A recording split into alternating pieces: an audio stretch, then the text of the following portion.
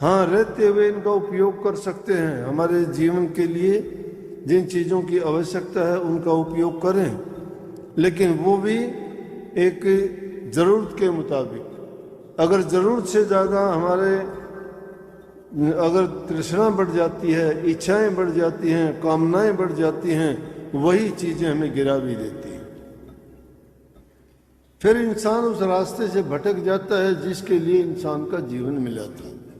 इंसान का चोला इन कामों के लिए नहीं, मालिक ने उसने इस काल की जेल से निकलने का एक दरवाज़ा लगाया था कि इंसान के चोले में ही रह के गुरु की प्राप्ति करके नाम की दीक्षा लेके गुरु की आज्ञा अनुसार जो जो उसके बताए हुए मार्ग पर चलता जाएगा त्यों त्यों प्रभु की मौज आप में उतरती चली जाएगी और इस दुनिया के जंजाल से आपका छुटकारा हो जाएगा। इसीलिए समय समय पर संतों ने आके इंसान को जगाने का प्रयास किया। उन्होंने उस सत्य को अवगत कराने के लिए उनको दिखाया कि ये भाई बंधव कुल कुटुंब परिवार संसार के पदार्थ जिनको हमने अपने बंधन में ऐसा बांध लिया है कि छोड़ना ही नहीं चाहते, और वो गांठ ऐसी खुलती है कि वो हमारे रहते ही नहीं हैं। जब वो उनको छोड़ना ही है, छूटना ही है, तो उनके साथ बंधन कैसा, जिनको छोड़ते वक्त इतनी तकलीफ इतनी पीड़ा होती है।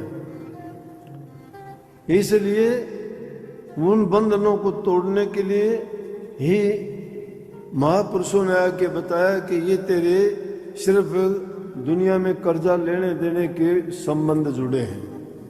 ये जीव या तो किसी से कर्जा लेके यहाँ आया है या किसी को देने के लिए आया है। पता नहीं कितनी योनियों में धक्के खाए और उन योनियों में कितने कितने कष्ट उठाए। इतना आसान नहीं है कि इंसान का चोला मिल जाए।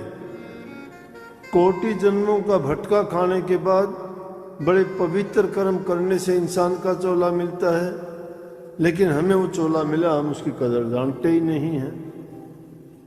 हम तो थोड़ी सी भी अगर हमें कुछ चीज़ें प्राप्त हो जाती हैं दुनियादारी की, थोड़ा कोई ऊंचा पद मिला, थोड़ी किसी के बाद धन दौलत हुआ, कोई किसी का परिवार में अच्छा अगर है तो वो सोचता है मैं ही सब कुछ हूँ और दूसरे कोई कुछ नहीं। लेकिन जिन